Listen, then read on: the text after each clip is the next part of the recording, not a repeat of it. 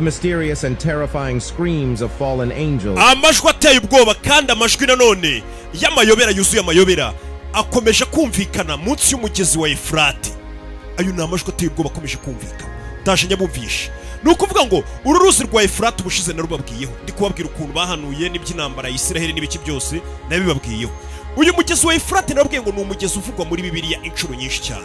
Ubwo uyu mugezi nanone nababwiraga ngo umaze igihe kinini uri gukama kandi ibyo bintu byo kuvuga ngo uruzi rwa Efurate ruzakama byanditse muri Bibiliya. Ndetse ngo uwo mugezi nkuko byanditse muri Bibiliya ngo uwo mugezi nukama uzaba umeze nk'uri guha inzira zizaba ziri guturuka mu burasirazuba aho bagereranya n'aho hari Ubushinwa uyu munsi wa none. Byose ndashe tubyinjiremo. Ndetse bavuga ati gukama k'uwo mugezi ni uguha inzira abasirikare benshi bazaba baje kwica abantu ku isi benshi cyane.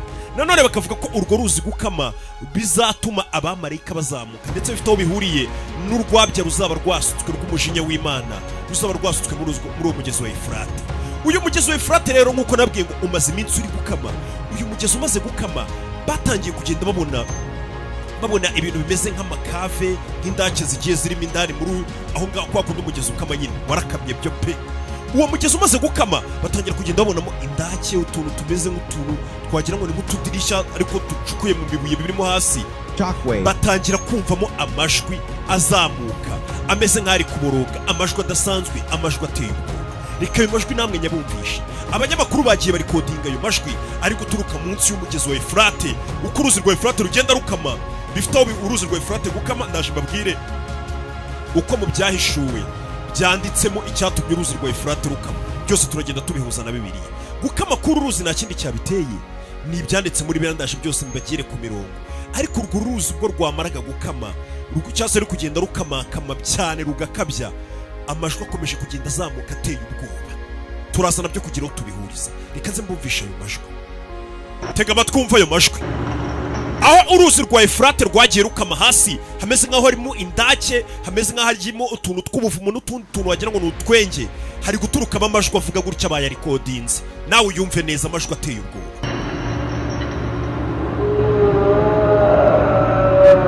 Umva amajwi. Umva amajwi ari guturukamo hasi hameze nko mu kuzimu utamenye ibyo ari byo. Ndaje mbabwira ibyo ari byo.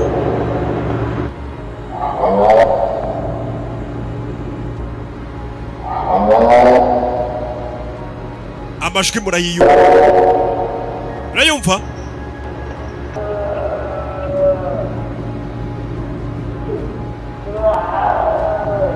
Dore ahantu ari guturuka ni mo hasi. Umva amajwi. Ayo majwi nk'uko muyiyumviye ni amajwi yakomeje kumvikana ndetse abantu bari kugenda bakayarikodinga. Abanyamakuru bayarikodinze. Ni amajwi ari guturukamo hasi. Abantu benshi yakomeje gutera ubwoba mu burasirazuba bwo hagati ndetse n'isi yose muri rusange, cyane cyane abantu bizera Bibiliya cyangwa se abemera Bibiliya, abemera Mana. Byakomeje kubatera ubwoba kuko ibyo bintu bifite aho bihuriye n'ibyahanuwe. Uyu mugezi ubundi wa Efurate cyangwa se uruzi rwa Efurate ni urugezi rwagiye ruvugwaho ibintu byinshi. Impamvu ngo rwagiye ruvugwaho ibintu byinshi, abemera Imana ni umugezi bafata nk'aho ari umugezi wagiye uhanurirwaho ibintu byinshi, ni umugezi wavuzweho ibintu byinshi, ni umugezi uvuga inshuro nyinshi cyane muri Bibiliya. Abasoma Bibiliya murabizi. Abatemera Imana nabo bakumva ko nyine ari umugezi usanzwe ari abantu bakabya gusa baranga. Nanone bikavugwa ko ngo ayo majwi nanone yakomeje kugenda yumvikana bari kodinze aturuka. Urabona uyu mugezi wari umugezi munini cyane ugenda ukama. Ibyo turaje tubigereho. Uko uyu mugezi wagiye ukama hasi munsi mu hasi hatangiye kugenda haturukamo ibijwi bari kodinze ndetse biteye ubwoba gutyo. Wagira ngo ni nk'abantu bari gusokuza bababara ariko kumva ari ibijwi none bimeze nk'aho ari inyamaswa iri kubivuga kandi ukumva ni nk'umuntu. Abenshi bakomeje kwemeza ko cyangwa se abasoma Bibiliya nk'uko byanditse muri Bibiliya bakomeje kugaragaza ko ari amajwi y'abamarayika. Bamarayika bigometse ku Mana mu ijuru ikabamanura ku isi. Ari amajwi y'abo bamarayika. Abamarayika bamanuwe mu ijuru bakagera ku isi. Abo bamarayika bageze ku isi nibo bitwa amadayimoni. Amadayimoni n'abamarayika buri abamanukanye na Satani niko bitwa. Ubundi uyu mugezi uruzi rwa Efurate ni umugezi ungana na mayiro cyangwa se na mayirozi 1740. Urumva ni uruzi runini cyane. Mayiro 1740. Ndetse bivugwa ko uyu mugezi wa Efurate ari wo mugezi muremure muri Aziya yose. Ni wo mugezi muremure. Uyu mugezi kandi nanone wa Efurate ni umugezi uca muri Siriya ugaca muri Irake. Ibyo byose ni bigugenda ucamo. Ndetse uyu mugezi ugaca no muri Turikiya mbere y'uko uyu mugezi ugenda ukamanuka ukagera mu bigobe bya Perisi. Urumva ni umugezi muremure cyane. Uyu mugezi nanone kandi abakurikirana iby'uyu mugezi cyangwa se nk'uko abakurikirana imodoka ifashe kuri muri ubwo buryo irokoye ubuzima bw'abayirimo n'abari hanze yayo. Ubuzima burarokotse ariko amapine arangiritse cyane, ashobora no kuba turitse niba ataraguriwe muri tire zone. Ducuruza tukanaranguza amapine meza ya original dukura mu Burayi, muri Amerika, muri Canada no mu Buyapani. Kubifuza kurangura ingano yose ushaka wayibona. Mu Rwanda nta ubona amapine meza y'imodoka atanyuze muri tire zone. Urabona ayo mapine y'imodoka yawe yabaye ipasi, mu gihe cy'imvura ashobora kuza gukoresha impanuka. Dukorera i Remera mu Giporoso iruhande rwa station ya SP muri etage yahozemo Banque Populaire. Duhamagare cyangwa twandikire kuri 07 88 90 60 cyangwa 07 88 32 83 44. Muri tire zone ntabwo ari twe twubaka imihanda, gusa nitwe turokora amapine yigendaho. Mugezi nanone kandi abakurikirana iby'uyu mugezi cyangwa se nk'uko abakurikirana iby'amateka y'isi babibona, uyu mugezi ngo guhera mu 1950 kugeza uyu munsi wa none byaragiye birakabya, umaze gutakaza volume yawo ku rwego rungana na 80%. Uri kumva ariko icyo kintu umugezi mbega uri gukama kandi cyane, kandi kama ry'uyu mugezi ryari ryarahanuwe kera cyane muri Bibiliya nk'uko nigeze kubibabwiraho.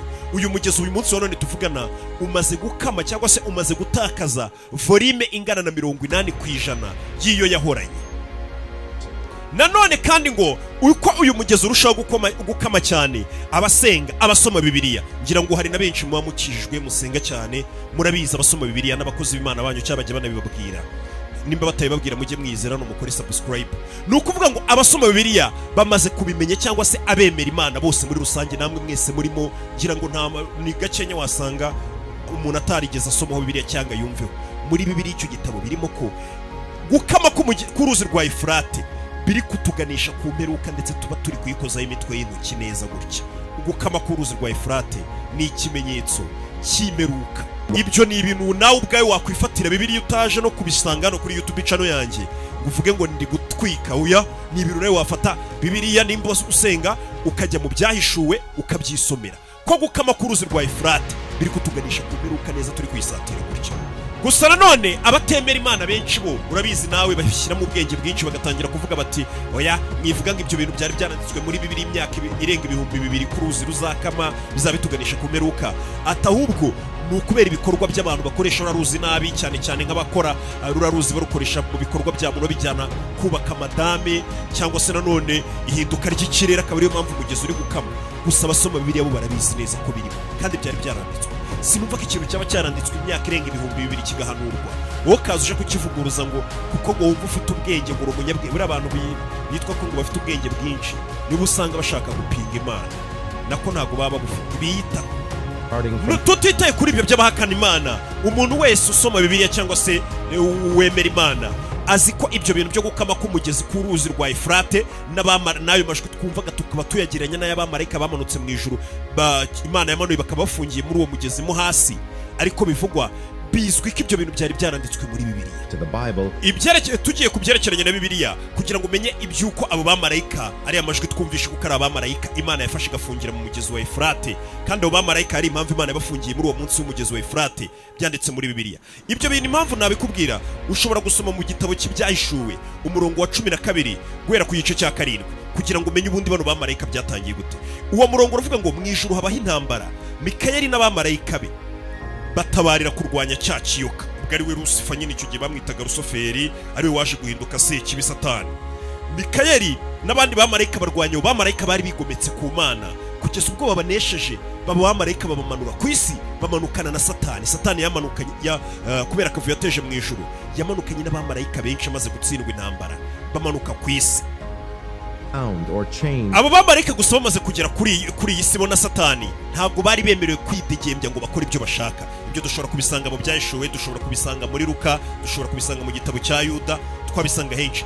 Abo bamarayika na Satani bageze ku isi ntabwo bemerewe kwidegembya ngo muhurire na Satani agenda mu muhanda cyangwa iki. Bafite ukuntu baziritse ariko bakora ibyo bakora. Bamwe rero muri abo bamarayika bamanutse ku isi, Imana ubwayo bitewe n'ubushake bwayo cyangwa se na gahunda zayo yafashe bamwe muri abo bamarayika uko ari bane, ifatamo bane. Ubundi hari Satani yamanukanye n'abamarayika benshi cyane uyu munsi wa none bitwa abadayimoni cyangwa se abamarayika bigometse ku Mana. Bamwe muri abo bamarayika rero bamanukanye na Satani, bane muri bo baboheye munsi y'umugezi cyangwa se rwa ruzi rwa Efurate.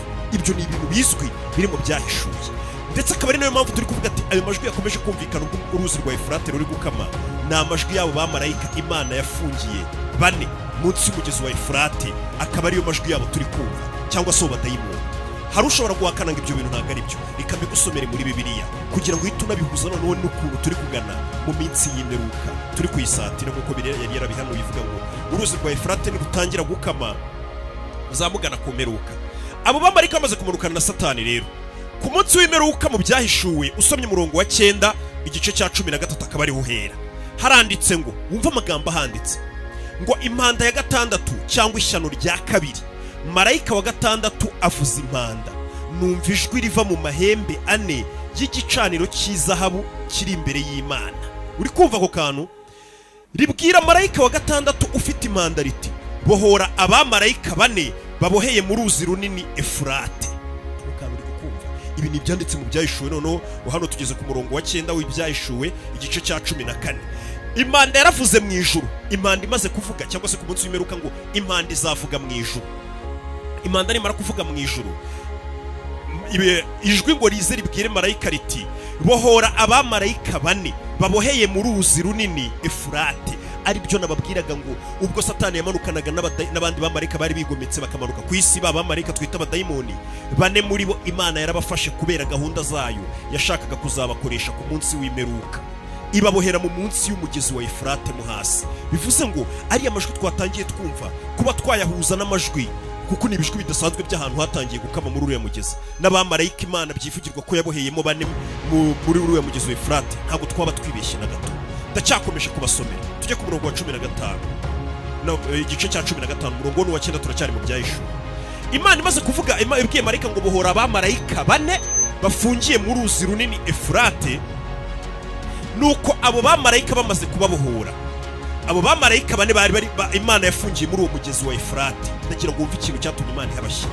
Nuko abo bamarayika bane bari barateguriwe iyo saha n'uwo munsi n'uko kwezi n'uwo mwaka, babohorerwa muri uwo mugezi kugira ngo bice 1/3 cy'abantu. Imana niyo yabaremye, nta kitababwiye ngo muhinduke mwaranangiye.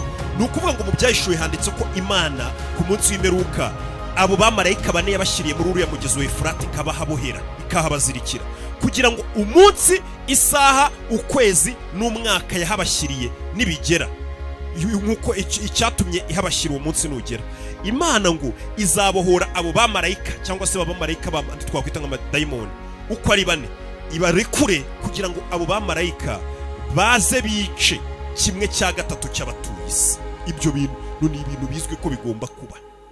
Abo bamarayika, uruzi rwa Efurate rutangiye gukama, amajwi y'abo bamarayika dutangiye kuyumva. Ni gutumbwira ko imperuka itegereje, gutumbwira ko abo bamarayika ahubwo Imana itenda kubarekura bakaza bakica 1/3 cy'abatuye isi. 1/3 cy'abatuye isi ubwo ngubwo bibaye uyu munsi wa none tuvugana, zaba ari miliyari 2 z'abatuye isi n'ibihumbi nka 600 cyangwa se 700 hafi aho ngaho.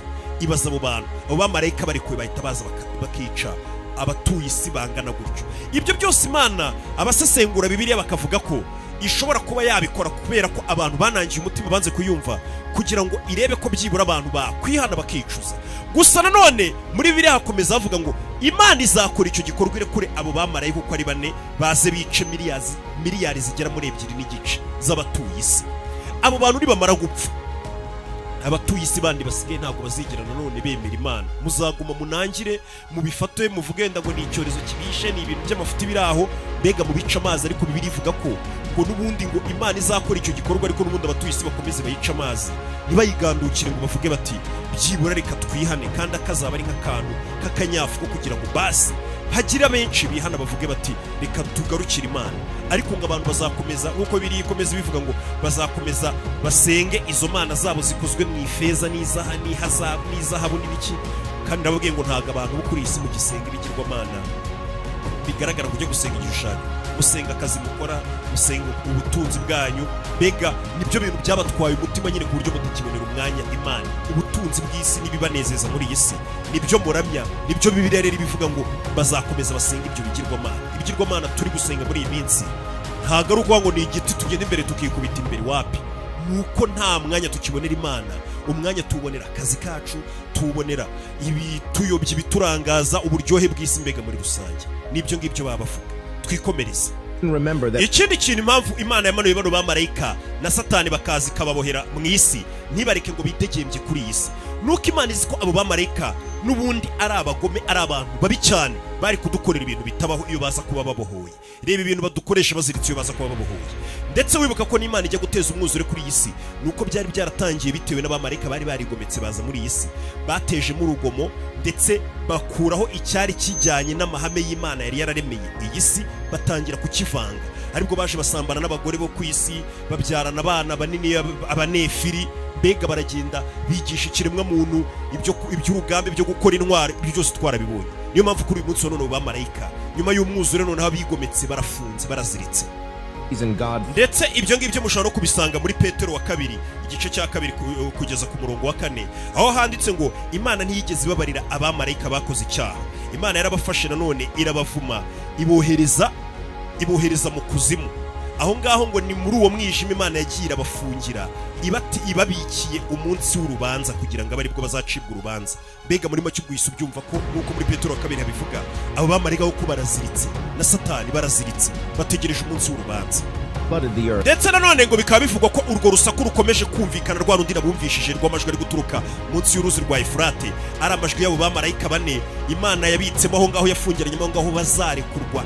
Impanda ya gatandatu nivuga nk'uko Imana ibyivugira mu byahishuwe, bazarekurwa baze bice 1/3 cy'abatuye isi, miliyari zirenga. Ubwo wenda bibaye uyu munsi nazibabwiye. Ndetse ngo bakaba bari gusakuza abo bamarayika bari munsi, bameze nk'abivumbagatanya nyine, bameze nk'abafite uburakari, bashaka ko barekurwa kugira ngo baze n'ubundi bateze akavuyo ku isi. Gusa igihe cyabo wenda ntabwo kiragira. Reka wenda tuhite tureka kwemeza ko ayo majwi nubwo yagiye ari kodingwa kandi ahari, ashobora kuba wenda yaranakozwe n'umuntu kugira ngo atume abantu bavuga. Ariko ikizwi cyo n'ubundi kuba uwo muntu yari kodinga ayo majwi ataraya nyayo, wenda reka tureke kubyemeza 100% kuko ntabwo yinjirimo nga kamera twereka ayo madayimoni, kuko n'utujwi dusohokeramo ahantu nyine mu myenge mitonyo utabasha kubonamo hasi mu kuzimu. Ariko nanone ntago ayo majwi abayatari n'ayabo bamarayika, ntago bikuraho ko muri ruzi rwa Efurate bibyayishe bihanura ko wafungiyemo abamarayika bane, kandi abo bamarayika Imana izabarekura bakaza kutwica. Ibyo byo biremewe, biranazwi cyane cyane kubizera Bibiliya. Nanjye ndimo ibyo byo ni ibintu bigomba kuba.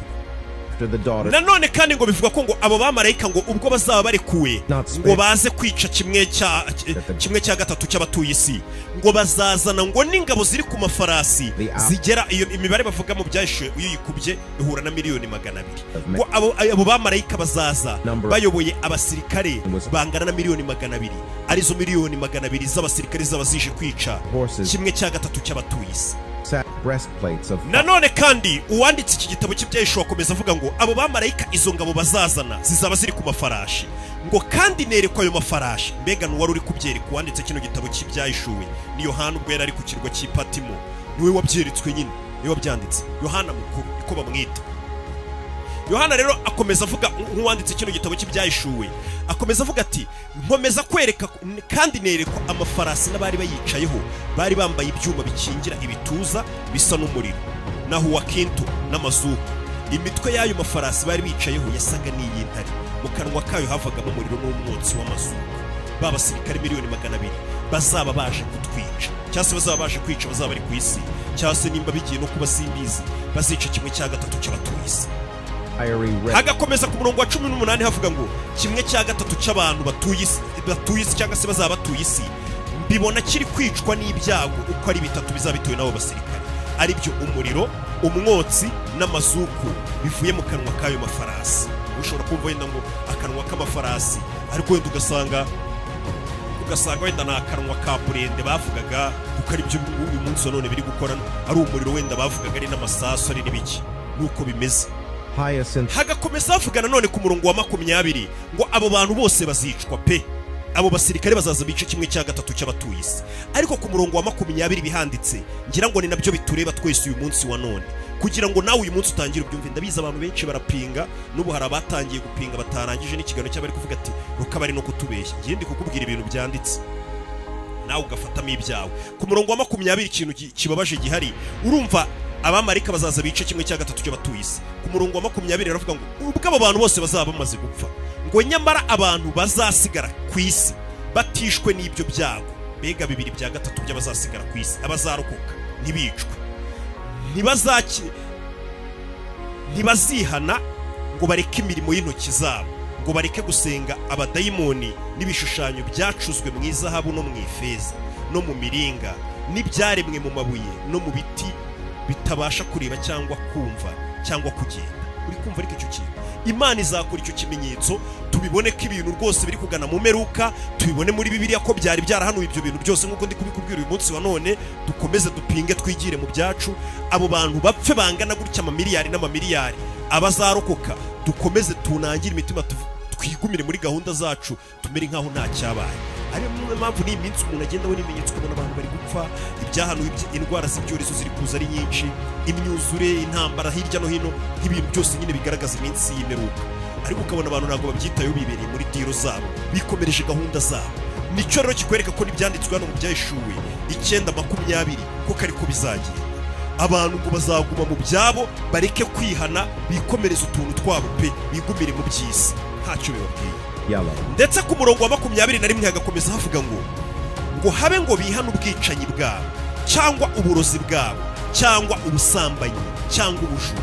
Abantu benshi bazi ko abajura bagenda bagakora mu mifuka y'abantu, bakaniga abantu wapi. Nawe ushobora gusanga uri igisambo bitewe n'utuntu ugenda wiba hirya no hino. Iyo ushatse gushyira umuntu hasi kugira ngo usigarane buri we umeze neza, nawe umeze nk'uri kumwiba ibintu bye. Bega ibyo byose ntabwo muzabyihana, muzakomeza mwigumire mu bintu byanyu. Bega urugero naguha ni nk'uko uri burangize kureba ino video ukigumira mu bintu byawe, ntagusenga, nta kintu bikubwiye, n'ubundi ukavuga ati ni ikiganiro nk'ibindi byose ruki ashyiraho twikomereza. Nuko muri bubigenza. Gusa nanone ushobora kwibaza uti aba badayimoni ko Imana izabi bari kuri muri uwo mugezi kugira ngo bajye kwica 1/3 cy'abatuye isi, abo bantu izo miliyoni z'abasirikare 200 zizava hehe? Inzobere mu bya Bibiliya zikomeza zitangaza ko abo bamarayika uko ari bane nibamara kurekurwa, bashobora kuzahita bareba igihugu gishobora kuba cyarekura abasirikare bagera kuri 200. Muri kano kanya uyu munsi wa none tuvugana bibaye uyu munsi, igihugu cyonyine gishobora kuba cyatanga abasirikare bagera kuri 200,000,000 ukurikije ingano z'abatuye igihugu. Icyo gihugu cyaba ari Ubushinwa cyangwa se kikaba Ubuhindi, nibyo bihugu byonyine byarekura abasirikare 200,000,000. Nanone ikindi kintu gishobora kubaho, bakavuga bati ukuntu bizagenda. Inzobere ubwo ni inzobere mu bya Bibiliya zisesengura, zikavuga ziti abo bamarayika umunsi barekuwe muri uwo mugezi bazahita bajya gushuka igihugu gifite abasirikare bangana na 200,000,000 gikore abo badayimoni bakoresha, cyangwa se bamarayika bakoresha abasirikare 200,000,000 aba ari bo baza kwica ba bantu 1/3 cy'abatuye. Nuko bizagenda. Kandi nanone nimba wibuka mu kiganiro twakoze cy'ubushize tuvuga ati ikama ry'umugezi wa Efurate, ukama ku ruzi rwa Efurate hanini, ngo ni ukugira ngo ruhe inzira, nkuko bivugwa nanone byayishu, ni ukugira ngo ruhe inzira abasirikare bazaturuka mu burasirazuba. Uburasirazuba ubwo nyine bavugaga ngo uburasirazuba bwahari Isiraheli, ariyo mpamvu bavugaga bati nta kindi gihugu ubwo ni Ubushinwa. Kandi twete tubihuza n'abantu bashobora kuba batanga abasirikare bangana gutyo, ubundi bashobora kuba baturuka hariya muri Bibiliya ku Bushinwa cyangwa hafi aho ngaho y'Ubushinwa, niho icyo gitero kizaza kwica abantu kizaturuka. Ndetse nanone ni ikikwereka ko bishoboka kuba ari Ubushinwa, ubwo ni inzobere nyine mu bya Bibiliya ziba ziri kwanariza. Nanjye nkavuga ukurikije mu byahishuwe hari twasomye ngo bari abamarayika bazaza bayoboye abasirikare, bavuze ibyo abo basirikare bazaba bambaye, ibintu byose. Bega ukurikije ayo mabara ni umutuku ndetse n'ibara twakwita ko risa wenda nk'umuhondo cyangwa nka zahabu. Ukurikije idarapo ry'Ubushinwa, idarapo ry'Ubushinwa risa umutuku naryo, kandi rikaba ririmo inyenyeri z'umuhondo cyangwa se ibara risa nka zahabu mu ruhondo, buriya n'ibara rya zahabu. Bakahita nanone babihuza neza n'ibyo bintu, ko abo basirikare bahanuwe bashobora kuba ari abasirikare b'Ubushinwa. Impamvu iki gitabo cy'ibyahishuwe gikomeje kugenda kimera nkaho kiri kudusohoreraho twebwe bo muri iyi minsi ya none, ni ikikwereka ko turi mu minsi ya nyuma. Kandi wibuke hazabaho n'icyitwa izamuka, cyangwa se mu mbari izamurwa, hazabanza habeho izamurwa. ngira ngo murabizi hazaba izamurwa Imana izibanza igira abantu bayo ibanza igatwara ibyo byose bizaba badahari ba bantu nyine babaye abantu b'Imana bakoze ubushake bw'Imana hazabaho rapture Imana izazizamura abantu bayo ibyo byo murabizi abapasiteri banyu bagiye banyuriramo izamurwa rizaba ko nyamara nzazamurwa musigare muhura n'ibi bintu mpora mbabwira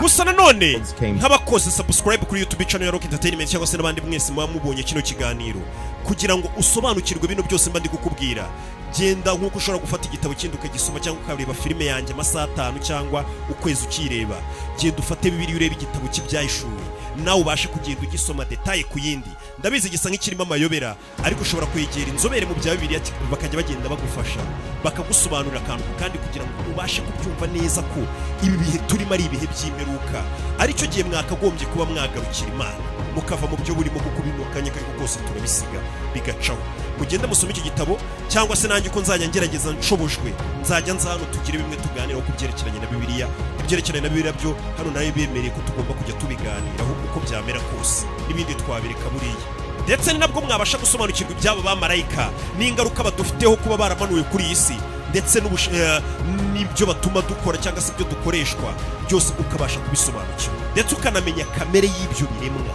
ibyo byose bivugwa nyine twatanye ubwira ati abadayimoni cyangwa se abamarayika bazirikiye munsi y'uruzi rwa Efurate ukamenya kamere yabo n'uko bakora byose ukamenya ikindi cyiza cy'iki gitabo nanone cy'ibyahishuwe ni igitabo kibasha kutwereka uko Imana ibona icyaha uko Imana izaca urubanza uko Imana yabigenza uramutse wicujije none nawe ugasobanukirwa akamaro ko kwicuza kugira ngo utazahura n'uwo mujinya w'Imana kuko umujinya w'Imana wo tugomba kuzahura nawo mu gihe cyose twayigomeye kuko twarayigomeye ntabwo dukora iby'ubushake bwayo twese icyo gihe rero niyo mpamvu ukwiye gusoma kino gitabo cy'ibyahishuwe kuko kiguha ishusho ngari y'uburyo Imana ifatamo icyaha uburemere bw'icyaha hari ukuntu muri iyi minsi abantu bibagiwe uburemere bw'icyaha mugira ngo Imana yo imeze nk'amwe niko ibifata iyo usomye kino gitabo ubona ko biriya bikorwa wirirwamo hari ukuntu Imana yo ibiha agaciro gakomeye izabicira urubanza ndetse ko unicujije hari andi mahirwe akomeye cyane n'inzira nziza waba uhisemo kujyamo niyo mpamvu ukwiye gusoma iki gitabo ikindi kintu igitabo gishobora kuba cyaguhumura cyangwa se kikagufasha gusobanukirwa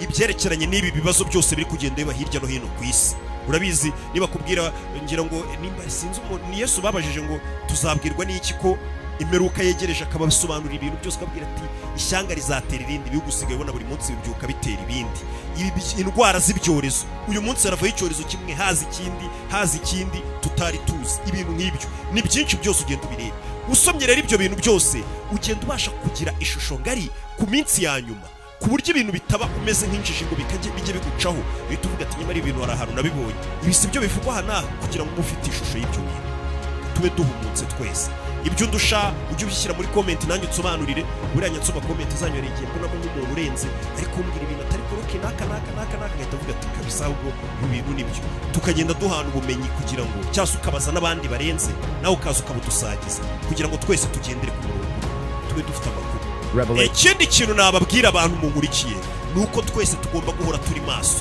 kuko icyo cyo ni ngombwa tukaba turi maso mu byerekeranye n'umwuka ukuntu mu gusenga n'ibikorwa byacu tukisuzuma ikindi tukaba turi maso no kuby'umubiri kuko tuzi bizaza byose kuko iyo wagiye usoma kino gitabo kiraguhumura n'Imana ikakuyobora ikaguhumura tukaba twiteguye ibyaza byose ko tugomba guhangana nabyo cyangwa se no kubicamo kuko tuzi wenda aho tuzaba turi kugana nicyo kintu cy'ingenzi ubundi kinakomeye nubwo nanone kino gitabo cy'ibyahishuwe gisa nk'ari igitabo giteye ubwoba n'igitabo giteye ubwoba byo pe kiba muri Bibiliya kikwereka iby'imperuka n'ibiki byose ariko nanone muri icyo gitabo ni naho nanone usanga inkuru y'ihumura igaragaza ko Yesu azagaruka ndetse akaza gucira urubanza abazaba bakiri bazima n'abapfuye bakazurwa nabo bagacirwa urubanza urumva nimba witeguye ko azaza umuntu guca urubanza ukabuza ibyo azaca urubanza agenderaho nimba nk'ubwo ubuza amategeko ya leta uvuga ati ntakoze ibi n'ibi ntago nafungwa pe byagorana nawe usomye ibyo bintu byose ukabuza ibyo bintu umuntu uzaza guca urubanza azagenderaho nawe ubwo icyo gihe bituma uba uri maso kugira ngo utazacirwa urubanza rubi ukagerageza ntabwo biba byoroshye nyine kugerageza kirenzeho kandi iki gitabo cy'ibyahishuwe nanone ni igitabo kiduhumuriza kitubwira ko that those who remain faithful will receive eternal life. ko abakomeje kuguma mu byizerwa bakagendera mu bushake bw'Imana bazaragwa ubwami bw'ijuru ndetse bazabaho ubuziraherezo. Buno buzima bw'amafuti dufite hano ku isi nta kigenda kanya kariko kose umuntu arapfa kandi yarakiri muto cyayabana ni ubuzima bugufi ya nyine. Atariko n'igitabo nubwo giteye ubwoba kiduhumuriza kikatwereka ko hari icyo twakora tukazabaho ubuziraherezo kandi ubuzima bwiza kurusha ubu ngubu. Ibaze nimba uyu munsi none hari akantu ukora cyangwa se ari ibyo urimo kumva ubuzima buraryoshye, waba uri kumwe na famiye yawe cyane icyo kumva ubuzima buraryoshye kandi turi mu isi mbi. Ibaze rero ubwo ngo buzima bwiza dushobora kuzajyamo turamutse dukoze neza buzaba ari bwiza bingana icyo ugereranije n'ubu ngubu bw'amafuti nabwo bijya butunezeza rimwe na rimwe. Urumva ko bizaba ari ibintu byiza cyane. Reka mbabwire ngo turaza gukomeza tugenda tuganira twungurana ibitekerezo tugenda tuvuganira kuri YouTube channel yanyu. Gusa nkwibutse buri muntu abijisho rya mugenzi we ujye ubanza ucunge mugenzi wawe nimba yarakoze subscribe.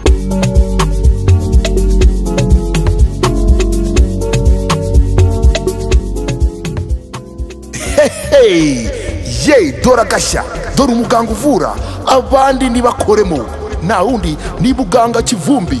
Waba warabaswe na zimwe muri zino ndwara zikurikira: igifu, umwijima, amibe, kwikinisha, kurangiza vuba, abagore babuze imihango, umugongo udakira, umwingo, kubyimba amaguru, amarozi y'amahuhirano. Ese wa mugore waba warazinzwe ntubimenye? Igisubizo nta kindi, gana muganga Kivumbi. Ukeneye ubundi busobanuro hamagara nimero ziri kuri screen yawe.